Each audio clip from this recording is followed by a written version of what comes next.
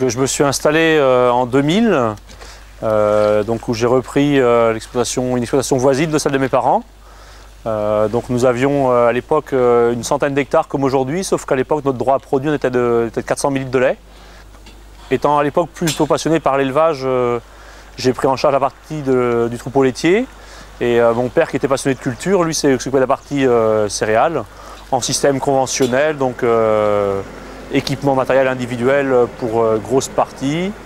Et puis il y a eu également au niveau de l'équipe d'entraide un renouvellement de génération, puisque en même temps que moi, sur les 4-5 membres de l'équipe d'entraide de 4-5 exploitations, 3 se sont retrouvés également en renouvellement de génération, avec des gens dans mes âges, et où on se connaissait déjà depuis le plus jeune âge. Et on s'était dit que maintenant, à chaque fois qu'une exploitation avait besoin de renouveler un matériel, on en discutait ensemble, savoir ce que ça avait comme impact pour les autres structures. Et en fait, ça s'est fait sur l'espace de quasiment un an, où on est arrivé à un commun accord à en fait, vendre 4 pulvées pour en racheter un seul gros pour les 5 fermes. Est venu ensuite qu'on avait le pulvé ensemble, d'achat des produits ensemble. Quand on achetait les produits ensemble, eh bien en fait on compare nos systèmes d'exploitation et on a choisi les meilleurs systèmes. Donc en fait on s'est remis en question plus ou moins pour aller vers le système qui était le plus économe ou le plus performant. Et c'est comme ça qu'on est passé du tout labour aujourd'hui quasiment sans labour et peut-être demain au SMI très simplifié. Parce que le fait d'évoluer en groupe fait qu'on est beaucoup plus riche d'idées, beaucoup plus riche d'expérience. Donc on a commencé par acheter les produits phyto, ensuite les engrais. Et le fait qu'on évolue comme ça au niveau de 5 exploitations sur la commune, et je pense que c'est une des plus grandes réussites de notre système, c'est qu'on a donné envie à d'autres de faire la même chose.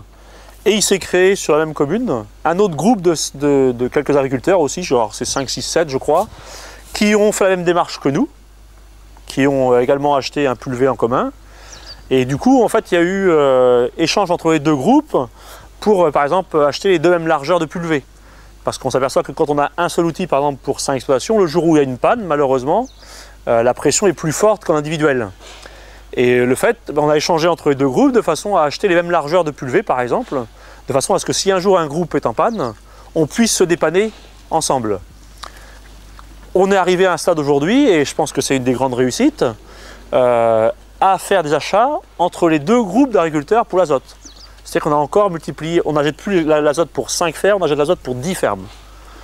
On est arrivé à un stade également où on sème les couverts végétaux avec le même semoir pour 7-8 exploitations sur la commune, avec le même réglage, avec les mêmes semences, le même type de couvert. Et on s'est aperçu très rapidement, dès la première année qu'on a souhaité faire l'achat en commun, que sur des gros achats type phytosanitaire comme ça, on a une baisse réelle des intrants qui est de l'ordre de 10 pour les gains moins importants, jusqu'à 17-18% pour les gains les plus importants. Mais aussi on sait que demain, peut-être qu'on est amené à gérer 200, 300, 400 hectares. Et pour ça, j'ai envie de dire, on a déjà des bases solides d'établis avec notre groupe. On avance à notre rythme, mais des bases solides pour évoluer demain et pour être encore compétitif demain. C'est enrichissant, c'est épanouissant pour moi. Et aujourd'hui, c'est avec beaucoup de plaisir que je travaille dans cette optique-là et que je souhaite aller plus loin. L'échange parcellaire également aussi. L'échange parcellaire, l'échange des matières organiques, d'éjection animale, sont des thèmes aujourd'hui que l'on parle très ouvertement sur la table afin qu'on les optimise sur nos exploitations. Je pense que on sait aujourd'hui par exemple sur l'exploitation fumier, lisier, le temps que ça demande à les transporter et on se croise avec nos voisins. C'est une des pistes de réflexion qu'on a aujourd'hui de dire je mets dans ton champ et toi tu mets dans mon champ. On a évoqué, point d'orgue final, j'étais peut-être de ceux qui croient le plus, c'était l'assolement en commun. C'est pas encore mûr pour tout le monde, mais ça reste un des points aussi de vision demain, de dire est-ce qu'on ne peut pas gérer 400, 500, 600 hectares à 2 ou 3 et mettre les moyens pour y arriver.